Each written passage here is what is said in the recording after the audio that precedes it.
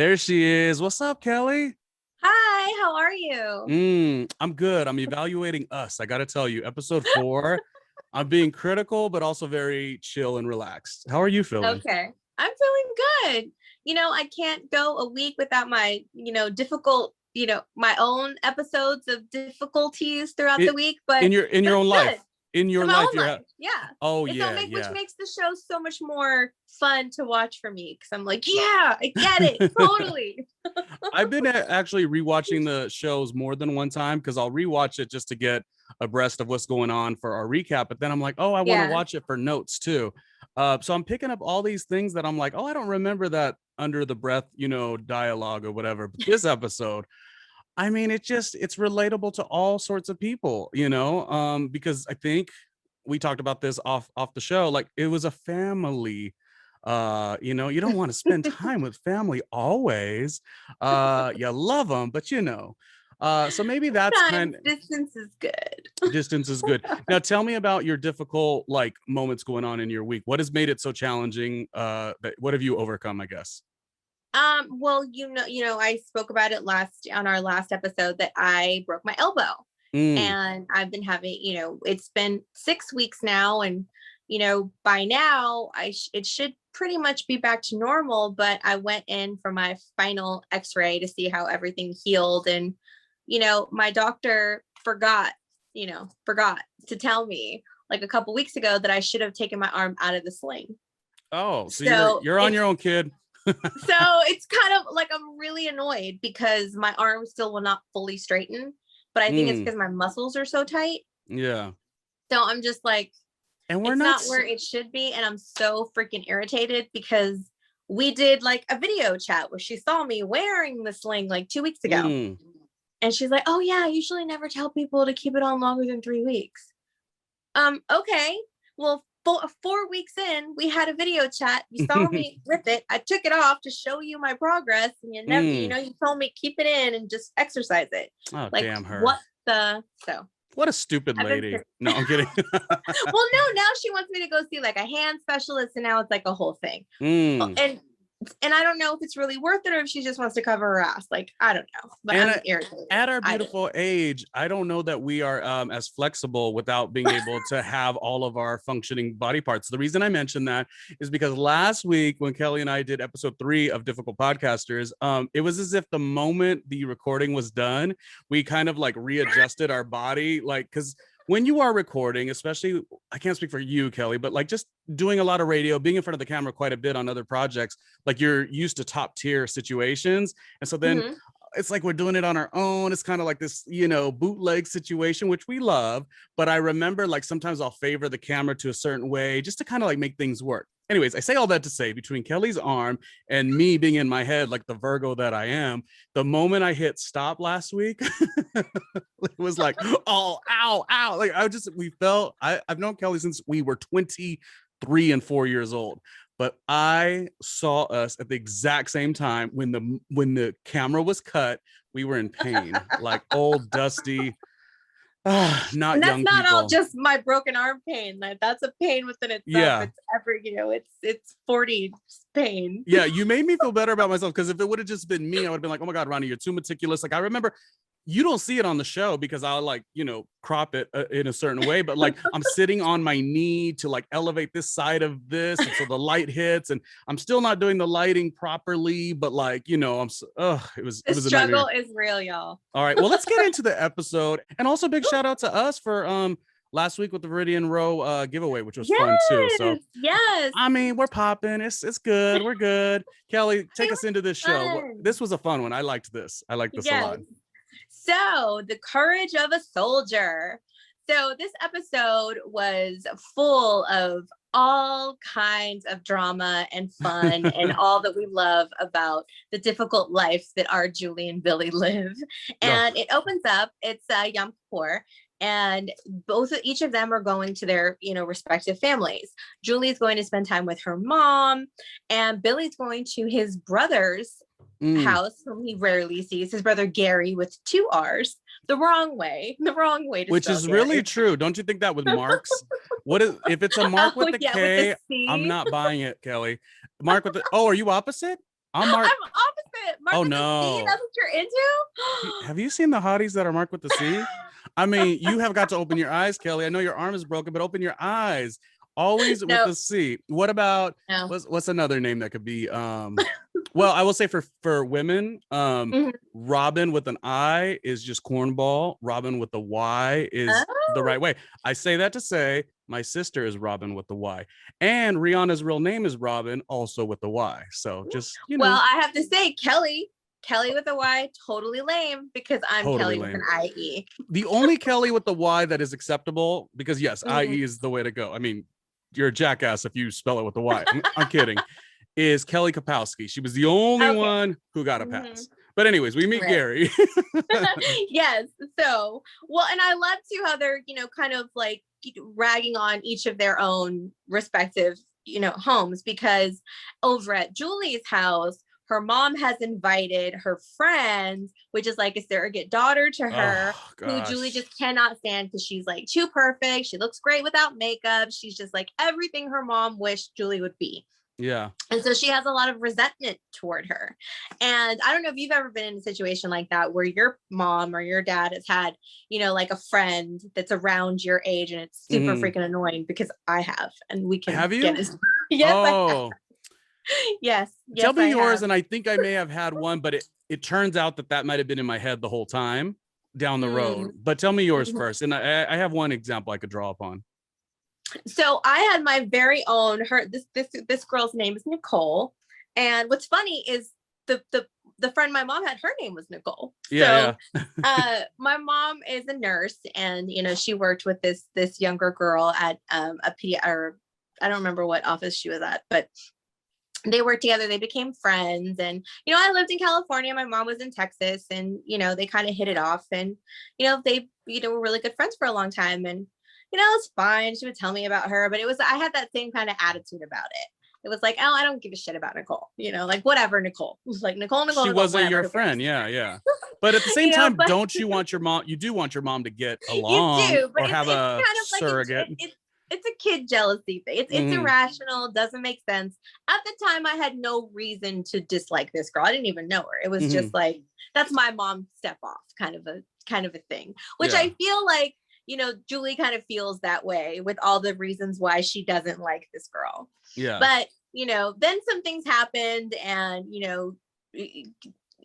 needless to say, that friendship didn't last very long, and I felt kind of bad about it. But I was like, I told you, didn't like her. Well, yeah. I mean, you knew that Kelly with an IE, if she came back home to Texas, from LA, like things would change. You knew that. I never had that Right. exact situation. I think a couple of times when I moved to New York, my mother would hang with some of the girls that I went to high school with, but never like the guys. So there wasn't really a comparable, like, new version of Yeah. me. And who's ever going to be the new version of me? I know. Hello. No. But I did have that one comparative thing that actually turns out all these years later, it wasn't really a comparison. A good thing, because this guy's balling. I had an aunt who was like also my godmother, and she had like through my uncle, we were both the ring bearers. So me and the other 8-year-old, so I was like the godchild of my aunt, and so Mhm. was this other kid he was a great guy, for my uncle. So when they got married, we were the two not Paul Bearers. Wow. Whoa. We the ring bearers, right? Ring bearers. We were the two ring bearers at 8 years old, and we You always can tell what Ronnie thinks about marriage. it's the end. No, this was the cutest wedding ever, and I was a little 8-year-old. But the thing is, my uncle also had his godchild, and I was my aunt's godchild, and so it was like, two 8-year-olds. We got along, and everyone was harmonious, but every time monumental things would happen, like junior high school graduation and proms and all these things, it was always in my head. I was like, oh gosh, he's going to some fancy college, and I'm over here like making $4 an hour in radio. So in my head, we were always competing, but it turns out all this time we weren't ever competing. That was in my own head. And secondly, I'm glad we didn't, because he's like some engineer and has like a beautiful home with kids and a wife and the whole thing. I'm still better. No, I'm kidding. But it's Well, crazy to to each his own. Everybody's, idea of success is a little different, right? yeah, but I think it struck on that with the surrogate, kid in the person's life that it kind of all connects or whatever. And Julie went Yeah. through it, and I guess you and I sort of went through it in a A small little way bit. too. Yeah, a Yeah. little Well, and bit. when you go and see your family, especially if you're not married, you don't have kids of your own, and you live away, you always kind of get that kind of like, oh, I'm sorry for you that you're alone. Oh And yeah. it's like you feel, and maybe it's something that we each do on our own, or it's like the society kind of thing, but you kind of feel like you have to bring something to the table. You have to bring some good news, you have to bring something to share, right? So Yeah. you can feel like whatever you're doing is acceptable to the family. And I feel like Billy, when he got that phone call that he finally got an agent, he Oh was super yeah. excited. Not a And Jewish he's like, agent though, it however, was not a which Jewish Julie agent. was like, wait a minute. And he's like, no, no, Ooh. no, he's cool. He's legit. He's good. He knows the guys at HBO. And then they start bashing on HBO back and forth, which I thought Yeah. was hilarious. Which I will tell you, all that HBO talk, it had me go to HBO after I watched the show, and I had to watch a couple Curb Your Enthusiasm episodes just to that's what's the good thing about being in this world of difficult people, is it becomes a wormhole. Is that what it's called? A Yeah. wormhole of I'm like, now I gotta watch a couple of the episodes, Oh, just to yeah. kind of get in on it. But I love all the HBO digs, and they were left with the leftovers, which I think was a really good show, by the way. But I mean, Yeah, but it's just like that. It was just funny how they went back when, you passed on this show, you passed on that show, but it's a good thing you did like John from Miami or whatever it was, Cincinnati. Yeah. Cincinnati, John from I Cincinnati, was which very. I actually liked that show. I thought it was kind of weird, but in a cool way. You have a good So, palate. You've always had a good palate. Your HBO show was the baseball player one. What was his name? Eastbound and Down. You used to love that one Yes, too. love that one. I've had some great HBO show experiences, but John from Cincinnati was weird, and but to me, I thought it was a good weird, but it was, a little eccentric. So Yeah. might not have I did like that. So Fred Armistead was the brother. That's the first time Mhm. we've seen him in this Yes. series at this moment. What a miraculous brother. And I also love the little goofy, like, tell me a little bit about your life. And then Billy's like, oh, well, good news. John Stamos was on the Chew.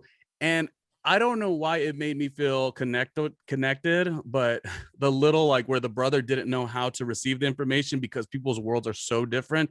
I relate to Right. that so much as well, where it's very like, oh my gosh, I could talk in circles, but like, is the family going to understand why this is important? Why this is, or even if I'm making a joke, they wouldn't know. What they know is the Dodgers, Right. and I sleep every time the Dodgers are playing on the TV.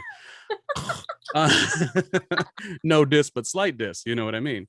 So, but I loved seeing that exchange, and what a great brother casting. I really like that. I mean, his family was hilarious. Like, his wife was cracking me up, and his daughters, Yeah. and how he's got the one daughter, Renee, who's on her phone, and as soon as he gets there, Gary is like, come say hi to your Uncle Billy, and she's like, why aren't you famous yet? And then the wife's response to that is she's going through her cunt face. If you could have Jackie Hoffman say the word CUNT, I'm in on any show that allows for that. And this was it. And oh, Jackie Hoffman is so great in the role as well. I mean, my gosh, she was. And they did amplify it. It was like such a awkward dinner. And it's a foreshadowing of what we'll see with Tall, because Tall does have a connection with Billy later on in this first season with the performance side of things. And so it was really cool to see, like, just everyone's in their own world. Tall's maybe the one that gets it. I mean, she had it gets better campaign for her chubbiness, which, Billy and Julie could relate to such a thing. When I like that he asked her, are you gay? She's like, oh, I wish. Yeah, that's the right answer. That's the right answer. It's all. We love it. It was just a good exchange. I think I really I like when Billy did have his minor explosion where he's like, I know this is supposed to be the holiest day, but do you want to know what's the holiest day? The Golden Globes. And then he went on and on about the SAG Awards, and he's like, but nobody watches the SAG Awards. Like, that is how I do feel, not to diss these daggone Dodgers, but I was always like, it'd be like, oh, the family was going to like the Dodgers World Series. Ronnie, do you want to go? I'm like, no, I don't want to go. Like, I know it could be fun. But no, like, it just, that's the lack of connection I had a lot of occasions, which I mean, I guess I am stupid. Why didn't I go to the Dodger game if it's a World Series? I should have went if they're free tickets, right? Come on, Because they're obviously free. They're obviously free, expensive tickets, and I didn't go. Maybe I'll rethink some things. That was not the right move. I mean, you do like I do. You sit through like 3 or 4 innings, and then you go walk around and mingle. Kelly, I need you more in my life. So this is my life will substantially get better from this point on, because I feel like I messed up. What is it? Don't bite off your nose to spite your face kind of a deal. That's me. I'm like, but I've been trying to tell the family we should do this, and this, and no, but that's then you want compromise you make, right? Yeah. So then it's like, oh, I'm gonna like refuse good Dodger tickets. What's wrong with me? What's wrong with me? Oh, I have failed. And it's like, Billy finally voices, he's uncomfortable. He tries to play it off as a joke, and Gary's like, no, I think you're serious. And then the whole table kind of gets into a fight, and he's like, what's uncomfortable about this? Like, He's like, this is great. He's like, this is why I don't come home often. Yeah. Oh, so good. Yeah, but I like at the end of dinner, their exchange as Billy's leaving, and Gary's like, don't you remember the movie nights that we had? And because we find out that he hasn't seen it. He's only seen him a couple times since his dad passed away. And I think that's why, because Billy makes the reference. It's like, why do you have to bring it up? Like, I forgot. Like, why do you have to, always say that? So that's probably why he kind of stays away, because he doesn't want to be reminded of losing his dad. Because it seems like when we learned about it, in the second episode, it's something that really weighs on him, and bringing it up again, like not wanting to hear about it. I think it's still something very painful for him. And that's probably one of the bigger reasons why he doesn't want to see Gary too often. He doesn't really want to talk about it. It's always interesting that Gary, in his comfortable setting, wants to see Billy, but Billy maybe doesn't want to see him. And I don't know if you could relate to this. You moved away from Texas to Los Angeles for all these years. There are certain little things, and I could relate it to living in Las Vegas, living in Arizona, and mostly New York outside of Los Angeles. Like when I'd come back home to Los Angeles, I'd see things differently. And the people don't necessarily see things differently because they're kind of in it, So I thought that was kind of a thing where it's like, Billy's like, growing up, we weren't like this. What's happening? It's just so disconnected. But at least the brother gave it a shot, which I thought was cool. And Billy's like, well, I mean, I guess we could go to the Flaming Saddles, and he started remembering, and then it was funny that they really had a bond over Born on the 4th of July to the point of like quoting one of the big, speeches, which I thought was like a real fun. And then it's over, and it's like, cool, see you later. And it's awkward. And see, I have a brother that's close in age, and 3 years difference, but we were always so close growing up, but not as much anymore. Not in a bad way, just literally like, what do we connect on? However, recently, I will tell you, we started it's more his thing than mine, but I still have found that connection. We watch MTV's The Challenge together because it's like something that kind of unifies. So I liked the Gary and Billy thing for that, because I'm like, oh, I know exactly what you're talking about, where you'll have your thing, and outside of that, it's like, okay, I'll see you, but you still love the person, you still love the family, but it is just, sometimes I'll be like, what, how are we all so different? But that's maybe the beauty of it all, But I think that was good, because it gave him a little bit of something nostalgic to remember that he did have a pretty decent relationship with his brother, and he didn't have to stay away quite so often. But I also think too, a little bit of the awkwardness when, Gary is so adamant, like, you're gay, you're my brother, and it's okay. And he's just really trying to, but I don't think that he means it in any sort of negative way. I think he's trying to say, if that's the reason you feel uncomfortable, don't, because we love you. Like, don't, because he doesn't, I don't think he really understands why he's not coming around very often. That's an interesting topic we'll break down another time, because I don't know what I feel about that. Because I feel on some ends, in my situation, I would feel like that did cause like a y'all ain't really in my world kind of a deal. Like, totally. But I think that's kind of the whole point of, I think, showing that here is because depending on it's when you don't know, and you can't really speak about something you don't know, everything you say comes out wrong. It all comes out awkward, and you don't know how to do it other than to say, but I love you. And I think that he's not communicating it the way that I think that he might feel about it. but all in all, I think that whole outing was a pretty fun dinner to watch. And, even with all the uncomfortable moments and everything in it, it just kind of, that's kind of family. Yeah. And then over at Marilyn's, we got to deal with the Nicole situation, which is reminiscent of the Nicole you used to once know that never could take Kellie, i.e. spot no. Never. Yeah. Never. And I let her know that. But anyway, well, we get there and Julie shows up late. So Nicole's in the kitchen and, Marilyn makes it a point to say, she's helping me because you were late. And I think that's kind of funny because it reminds me of something like my mom would say. That's kind of like setting it up for, don't throw a fit. It's only because you weren't here to help me. It's not me choosing her over you, kind of a thing. Interesting. She sure did do that, huh? And your mom would do that too. She threw it out for, because it's like, it's sensitive, that's my mom. Like, don't take my place. Yeah. And then it doesn't help that like this girl is so similar, but like she's kind of like I had mentioned with the aunt and the uncles, the ring bearer.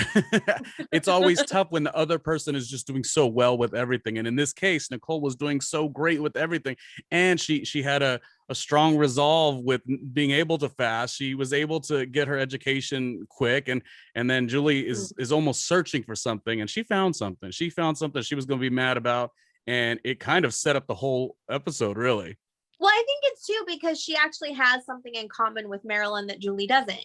She's, going into psychology, so she has that, right. And they can relate to that on a different level, which is what they bond over. And I think that in the case of Julie and Marilyn, they're so different in a lot of ways that they really don't have that hardcore common ground in the same manner. Yeah. And I think that's kind of where that little, competitive spirit comes from. That it's like, okay, she's the daughter that my mom wishes she had. And even that may not, be the case. Marilyn may not even think of it that way. She just thinks of it as someone that shares her interest and, is around a little bit, and has a little bit more of a positive attitude, maybe. A lot more of a positive attitude. That is the one thing that we do all have to, get our ego away from situations, that knowing if two people have a similarity, a like-mindedness, like, if Kellie's starting a business and I'm starting a business and we kind of are not in a typical 9-to-5 situation, we inherently will just have more of a connection. So really, you're right. Marilyn, although Marilyn's so much, so you sometimes feel like she is being, antagonizing to Julie, but she's not. She's just the girl. Nicole is just really everything that Marilyn ever wanted. Well, and it's funny because Julie, she's talking about graduating and, Marilyn's like, I'm going to throw her a graduation party. And Julie's first response, which would have been mine, why isn't your mother doing it? And I like Marilyn's response as well. Her mother just became a Scientologist and you know how they feel about psychology. Yes. But I love that Julie's like goes down the rabbit hole of like Scientologists and it's like, oh, do you know so-and-so? Do you know so-and-so? And Marilyn's like knows what she's doing. She's like, stop it. Let it go. Stop it. I love an awkward and uncomfortable Julie. It's just, it sets up so much. It really does. And then so Marilyn changes the subject and talks about the fasting and the working out and all of that. And then we come up to, what did they call it? They call it Bernie's boot camp. They called it something. Yeah. And but it wasn't Barry's, right? It no, definitely wasn't Barry's. Yeah, it was like Bernie's, I thought. So was it a dig at Barry's boot camp, you think? I don't know if it was a dig or if it was just like Julie? Maybe they couldn't. I don't know. It felt like it could have been a dig. I met the CEO of Barry's Boot Camp. We did a segment on him at American Latino TV. So it's a fine establishment. And then I'm thinking Barry's Boot Camp, they don't necessarily, the name is the name, but they don't necessarily do what Julie was saying. Julie was making it like you were being disrespectful to the veterans, and it became a whole thing. She made it a whole thing because it's like, if anybody's done a boot camp class, it's it's tougher than a regular workout class, and but it's not necessarily, it's along that same kind of like style. Maybe there were classes, now that I'm thinking about it, that's very LA too. I think there were classes outdoor at some point that were very reminiscent of like a real boot camp, a la we're gonna make hot vegan LA wannabe actors. don't think they were Good. necessarily climbing walls and stuff. But I don't think, they were like, in fairness to the Amazing Berries boot camp, I don't think they don't do that. It's really just a gym. It's actually very sexy. It should be called Sexy Boot Camp, actually, because the time I've been in there, we'd done a segment for American Latino TV there, and the only feeling I got was sex appeal. That's all I got. I was like, oh my gosh, everyone here. No, I mean, it totally like kicks your butt. I mean, it's like I did it a couple times. It's a great workout. It's you know, it's some tough stuff, but I mean, I don't know that it's, the way that Julie was going about it. She was just, you're right. She was picking a fight. She was wanting to negate anything positive that Nicole was doing because she just felt inadequate. She had insecurities about her. So she's like, I think it's disrespectful to all my veteran friends. And Nicole like calls her out. It's like, you have one friend, relax. Like, what are you talking about? Yeah. She's like, then we have this whole kind of thing that goes back and forth. And then Julie spends the rest of the episode trying to find veteran friends just to prove Nicole wrong, even though Nicole was right. It's right. And it's what we said. You eat bite your nose to spite your face. What is the slogan? I keep getting it wrong, but you know what I'm talking about. And that's what Julie became.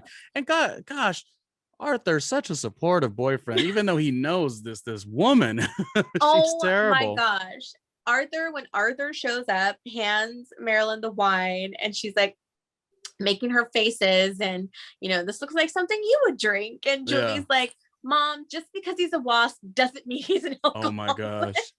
Marilyn won't get off like, that. Yeah, I think it does. She will not let it go. Did you see her face? It was like if looks could kill. She was so mean to him. She's always so mean to him. It's like, why does Arthur stick around? Julie's a bad girlfriend, and the mom is not welcoming. Like, you gotta switch up. But he was supportive of Julie. Yeah, he really was. Yeah.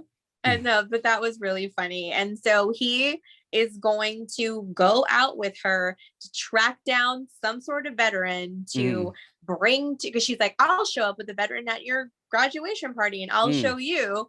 And she is determined to prove that bitch wrong. She's not wrong, but you know what I had thought too, because we've seen, of course, all the episodes at this point. This is more of a look back, but yeah, we didn't see this character at all anymore. She would have been fun to come back, I think. This character, Nicole. I wonder why. That was a cool dynamic to add a jealousy issue to Julie. Well, maybe she graduated and she had to go off and do internships or something. That, and there was also really great guest stars to take up space in a good way. Such great guest stars. This show it's delicious in every way. Julie and her sarcasm on an all-time high when she goes into to go seek a veteran, which is super kind of disrespectful, the way she was kind of within talking itself, about the way she was doing it. But if we're gonna go on jokes alone, the woman at the counter was like, oh, so you're here for this? Wait, what? And are you here with the group? And she goes, I'm from the Bee Gees. Like, again, I do not have a comic bone in my body, so it doesn't sound good when I say it. But the way she said it, and it's just the timing is so great. She walked in and said, I'm here to volunteer. Good morning, Vietnam. I about died. And the way she tells Arthur, she's like, don't worry, Arthur, I got this. As if everything she's going to do is going to make sense. It's not going to make sense. No. And it's so wrong on so many levels, because it is, in a sense, like disrespectful the way she's thinking about it. She's just doing it to prove a point. Yeah. And she's being like really picky about it. She's like, running around through the hospital, and the nurse finally catches her and is like, what are you doing? She's like playing taps on the But even before that, remember, she saw some guy in distress. Like, if you're going to go to be there to help, right? You're going to help anyone, really, if that's what the goal is. Someone needed help, and she looked at him and she goes, hard pass. What is wrong with this woman? She's the most likable, bitchy character you're ever going to get. Julie Kessler is the best. No, I know. It was great. And, she finally gets kicked out of the hospital. She's friendless, doesn't have anybody to take to this party. And she doesn't know what she's going to do. Yeah. Ugh. So she's back at the apartment with Billy, and they are watching television. And then like a preview comes on for this new HBO documentary about a veteran. Yeah. So she's like, oh, doesn't your agent know the people at HBO? So they get invited to this party. And I think one of the best and like most relatable things that I thought they said as Billy's get there. He's like, I don't know anyone at this party and I feel so great about it. That was awesome. Yeah, I agree with you, Kelly. I agree with you. I don't know mean, why I it have been tickled. to many a party, but by the end of it, you got like 10 friends. Yeah, yeah. And also they wanted to be in that space. They just keep trying to seek it. They tried to seek this type of connection when Julie inaccurately got invited to another party. This is another time, and it also speaks to the desperation, which I could relate to some of those early desperate moments where you're really just trying. I mean, they literally at the event they were like, oh, just somebody give me a show, somebody give us a show, oh, we need a show. I mean, people nowadays might laugh at that. Not everyone will laugh at it, but the young kids, let's say, who are like, oh, why are they so desperate to get a network head to like, look at them or talk to them? Well, back in even just a couple years ago, like it wasn't this whole guarantee, like you could monetize on social media and become the superstar. Like, I feel like people forget that. Like there was an importance of the process of like, getting your name out there, trying to get the right agent. One that doesn't call on Yom Kippur, stuff like that was important just 4 years ago. No, definitely. It really was. And it just kind of shows too, like the lack of how do I want to say it? Like of etiquette that they have at these things, right? So they don't censor themselves at all. They can't help being themselves, which I kind of like it. They're not on their best behavior. They're just being themselves. So they go and they find the guy from HBO. So Billy goes to introduce himself, and the man introduces a little snooty, which I've been in that situation quite a few times myself. And then he's got a woman there, so he introduces her and she kind of stands there. And this is the best, because this is kind of how I remember things being in LA at all these kind of parties, is like, we know who we are, who are you? And it's are you referencing that everyone has to have a thing, like everyone has to have a descriptor? Oh, right. Yeah. That's what she said. She's like, we know who we are, who are you? And it's kind of like, that is what I always remember going to these things is like, I'm so and so, this is what I do. It's like everybody introduces themselves in their resume. And that's true. It's always kind of that, are you worth my time standing here talking to you? Or I need to make the rounds to find someone. I'm such and such. I'm working on this show. I'm such and such. Basically, who are you and what can you do for me? Yeah. And that's kind of like the networking of those types of things. When you're just not there to to celebrate because you worked on the show. If you're there to network, that's what you're doing. You're making the most of your time there. Well, I didn't necessarily think it was rude per se, the way the two of them acted to Billy and Julie, but what it mostly did to me was it showcased like the desperation that you do sort of have to come into. Like your ego does have to be put to the side. The reason these characters are likable when they're such terrible people sometimes is because it does. I think a lot of people who have been in these similar industries or just anything really like have had to put themselves in situations where this is not necessarily what you want to do, but the uphill climb is going to be so bad you end up doing things you don't appreciate later on, you know what I mean? But it was all in good intention. Like their intention was like, we have to be seen, we have to talk to these people, and it's for the love of the craft. Even I like how Julie earlier in the episode, Julie was telling Nicole or her mom, yeah, I mean, tell that to my comedy career, which has basically been a long internship, no one will know. She was telling Nicole.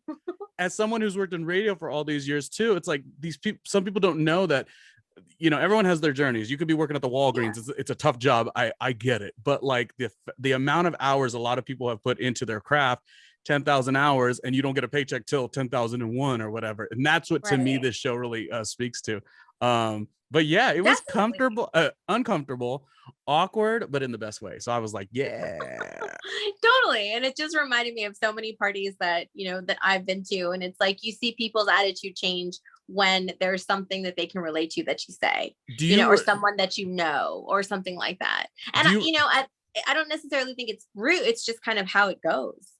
Do you remember the moment that it ran its course and you understood that game a little bit more, where you took the human side out of it and you're like, okay, this is just how I have to do it? Not saying you were playing the game or anything, but do you remember that light bulb switch of like, oh, okay, like this is how it's going to be. I got to go in, do my job.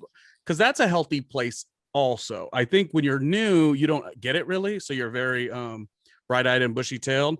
But after a while, you know, it's like, I got to get in, get out, kind of, you know. I remember on the True Hollywood Story years ago, J-Lo said whenever she went to an audition, her only job was to charm the shit out of everyone in that room. And so that's not like really the human connection you're looking for, but she wanted to charm herself into the next job. So at some point, this is not like the arts anymore and creative, which is what we care about this stuff for. But at some point, it's also you being the integral part of your own business, yourself as a business. So it's tricky. Totally. It's tricky. And it's real tricky. I was lucky enough to, when I first came to, you know, because I came from Texas to this big, huge city that I'd never even really been to LA before I moved there. I'd had like one trip for my job interview, and then I was like living there.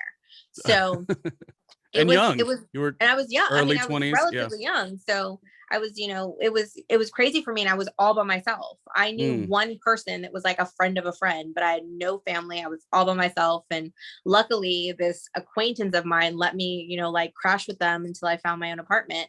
And, you know, luckily everybody at the radio station where we met was super cool. And I had my first roommate, you know, Corinne. Yeah. She was my first roommate when I first moved there. But all the things that we did in that job put me in so many different situations with so many different types of people. Like that's how I became a publicist, was they had me publicizing Wango Tango. And I was like, I don't know what that is. I don't know what those people do.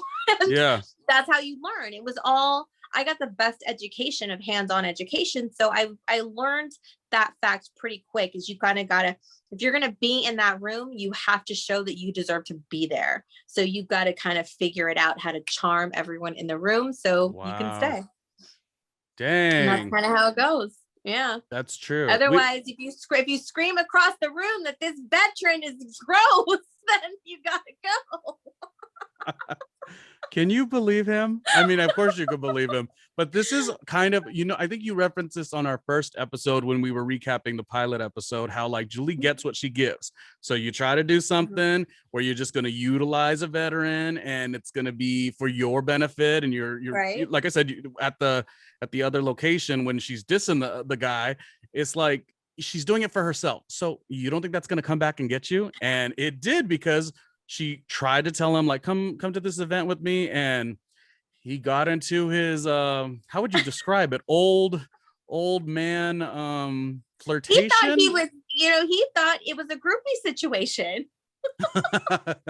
Well, he's like, I've done stuff for my country. So are you trying to say thank you? Like, he was nasty. It was good. Nasty. Those jokes are good. Obviously it's a more sensitive time from the time the show came out. But what's good about it is it reminds me dissimilarly but similarly how when you utilize the elderly in these joke forms, it works out pretty well. It's like Betty White, you know, doing the middle finger, or you know, F you, or stuff of that nature. So that's where it kind of came from, I thought. But it blew up in Julie's face, and now she doesn't have a veteran to take home and to show off to Nicole and her mom. Like she lost that.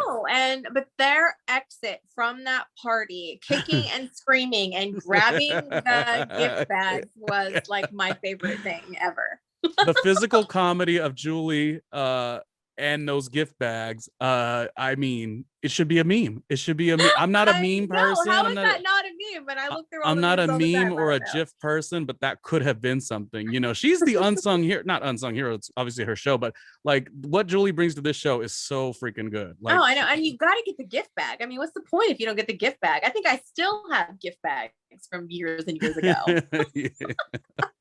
Yeah, there's two things to do when you're there: charm people and see what I could get for free, meaning free drinks or whatever. Yeah, or the gift bag. I mean, are you kidding? When you're like a starving 20-something-year-old making like no money and you have rent that's like triple what you were paying in Texas, you get all the free stuff you can. Yeah. And that's why, again, people don't realize, like, well, I guess they do realize, but like how much of it is putting it into your own time, where she's telling Nicole like, oh, my comedy career, I haven't made a penny off of it. It's like, that is really what this whole thing is. I can't tell it you. was seriously like, you dress for the life that you want, because it's not the life that you're living right now, but it's like fake it till you make it all the way. I still don't think I've mastered it, hence the position I'm in. But it is that. It's definitely that. And it's tough to have that duality of like, you're really struggling on the inside, but you got to go to a party and light it up. That's a really interesting thing. So I give a lot of people credit who have been still pursuing their thing and won't, they're relentless with it in a good way, Yeah. I mean, it's not for the faint of heart, that's for sure. And like, hey, J-Lo said that. J-Lo said that in the True Hollywood Story that I just referenced. So yeah, and J-Lo says it. Many of them will tell you like, it's definitely not. And, I've been really fortunate, we both have, to meet and interact with some of the coolest and most hardworking and, amazing people. I think one of the coolest people that I will ever work for ever and get to watch just kind of how his mind works on a day-to-day basis is Hugh Hefner. Like, I found a letter that he had written in my stuff like today, and I just was like, wow. But it's he was such a smart and such a trailblazing person that you get whatever you think about the magazine, whatever you think about what that life was, just him as a person and what he did for like the world and America and women's rights and all these things that people don't really know. To be able to sit and have a conversation with that person and have him like really value my opinions at such a young age was a really like growing and really cool thing for me. And I always appreciate those things. So you gotta really push forward, and you gotta take every opportunity you can. And it starts with opportunities like at those parties. Yeah. I gotta give you credit though, too, in those situations, because I've seen your work ethic be hard as nails. Like, you are really strong. I feel like the benefit of being a friend of yours is when I see you at an event or working, or you just hear about your work. If to know Kellie is to know, like, she gets busy. Like, you are one of the best. You're very strong. You don't really like take much time to get sad or down and out. But when there is off time and it's more like friendship hang, then you could hear all the frustrations. And I like the way you maneuver that. I think sometimes I mess up on that, where I let it all show. And it's like, I do need to do a little better job at just like, when it's the work, it's got to be the, excuse me, it's got to be the work. And when it's not the work, then I can, get, it's hard. It's really hard. It'd be nice to be able to be a Julie and Billy all the time and just be like, F it, screw you stop, Billy, look, yeah. Screaming at you across the room, Ronnie, can you believe this guy? Yeah. I also like the way they were at the HBO party, because there's another thing too. They don't have the cachet at this point, but what is it like when you are in a situation where you're around people who have it because they've sort of made their break in this, but you feel like just as talented, because you're not a newbie anymore? That's a weird dynamic too. I've been in situations where I feel like, oh my gosh, I really am at that level. It's just things have not really went the certain way. And so I get conflicted. I'm like, do I have to turn myself down to be like this humble and gracious person? Or could I walk with the big balls and say, I'm Ronnie, I'm the shit, regardless of because the thing is, a job does not dictate really who you are. And that's kind of an interesting thing. So I mean, that's what I took from the show. Obviously, it was just a comedy, and I'm over here getting sentimental about the But show. I mean, it also speaks to a lot of things. And when being, relatable in that same sort of industry, I think that we see it from a different lens because of that. So we can look and we can dig a little deeper into those areas, because although it is a comedy and all these things are supposed to be funny, there's some real truth to all of that stuff. Yeah. And being able to kind of like decide how do you carry yourself in those situations. And for me as a publicist, it was always kind of my costume, right? So I was able to walk up and talk to anybody because it was my job. It wasn't me doing it. So I got to separate myself a little bit and kind of stand behind my publicist job. And, I could walk up and talk to anybody and sit there and have a full on conversation with whomever, Wow. Interesting. because it wasn't really me. Because I'm actually a pretty shy person naturally. but I've always had the label, like, this is my job, like, this is what I do. And, PR Kellie is a little different than Kellie. It's a little different. Oh. It's like, it's like a role I play. So it's, yeah, it's kind of getting into that, where I have to be tougher, I have to be stronger, you have to count on me, and I have to do these things. Like, I have a funny JLo story of my own where, she was doing, put it on the Patreon. We don't have a Patreon, but if you want to donate to us, you should. No, but she was really nice, and it wasn't her. She was actually very friendly, introduced herself to me, shook my hand, but it was like Wango Tango or something. Or Jingle Ball, I don't remember which one. And yeah, one of the radio Kiss FM events. One of the Kiss FM big concerts that, now it's like so much bigger than it was even back then. But I was a, production person, and I was wrangling the our A-list talent. And I remember you got to wrangle them. Do you know who I had to wrangle? I had to wrangle punk ass Aaron and Nick Carter. Oh, and that was a nightmare. Let me tell you, everything that we see with Aaron Carter now, or whatever the case, or Nick, it's like, I remember seeing the mother. I'm not going to go on a tangent, but I remember wrangling in, was it Pasadena? Yeah, at the Rose Bowl, I think it was. Yeah. Not fun. No, I got to do all the headliners. Look at Kellie had the juice. I didn't have the juice. They gave me Aaron and Nick Carter. They used to send me over at 6 a.m. to set up the production office and then go wrangle all the A-listers. So by the time it was JLo's sound check, I was tired. I was stressed out. I didn't give a crap what her security guard said. So she was late. Oh. And they radio me, and they're like, the security guard needs to approve you before you can. And I'm like, nah, tell him I'll be there in 2 seconds. I went over and I bypassed him. I'm like, hi, I'm Kellie, I'm taking you to your sound check, let's go. Oh, you had to be that way though we won't go on a tangent, but yeah, you're not gonna approve me, you're late, we gotta go.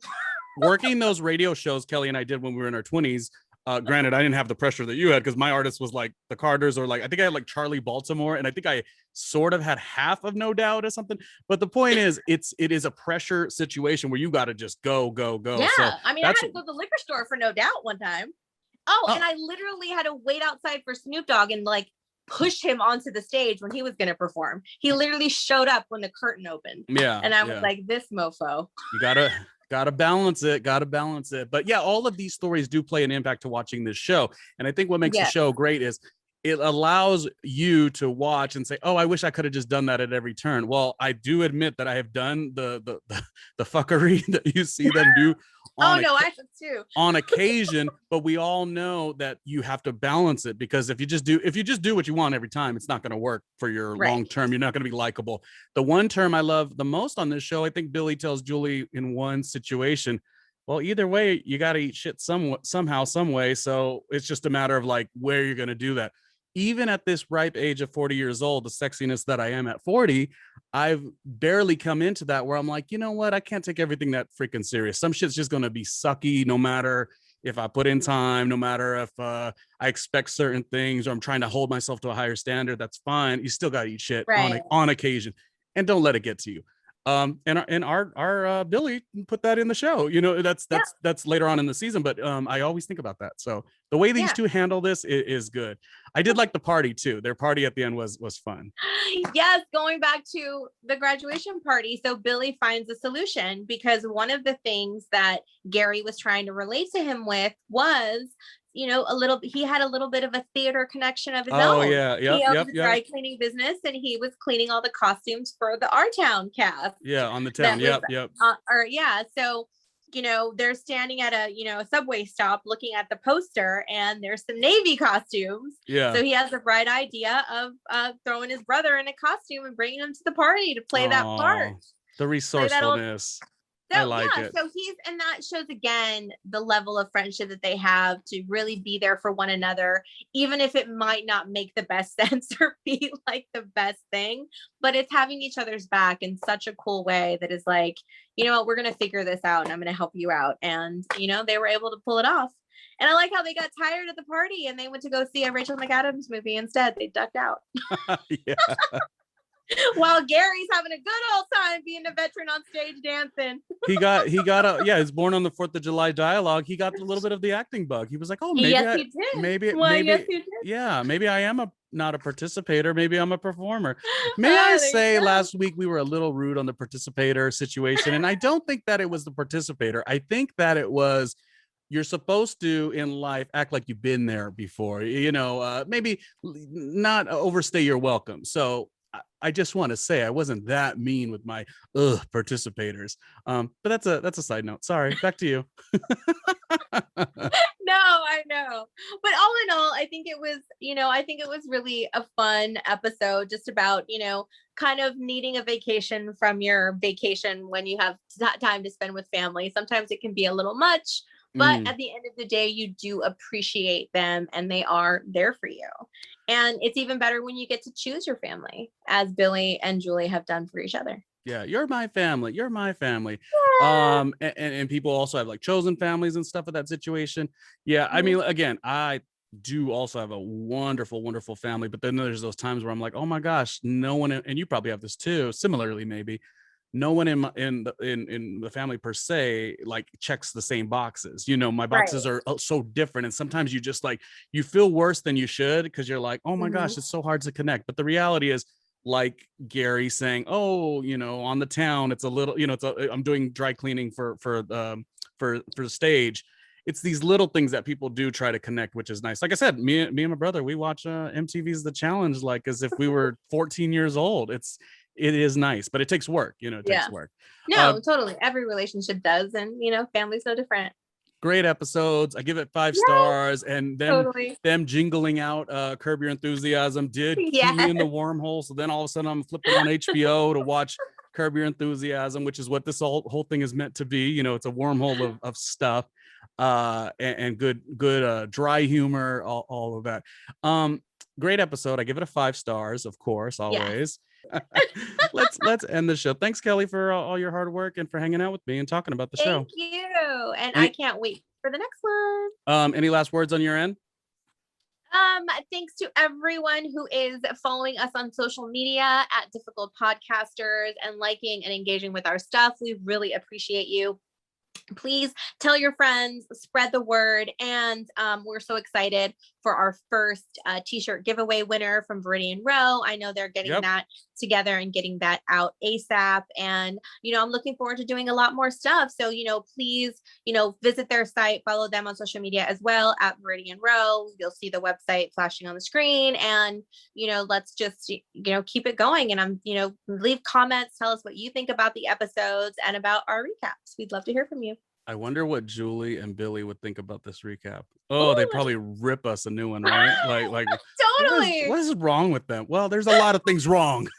That's what makes it fun. That's what we did the show. Shit. And we've been friends for so long. This was perfect. Okay. Kiss my ass if you don't like it. No, I'm kidding. Kelly, beautiful as always. I'm Randomly Ronnie Jr. Later.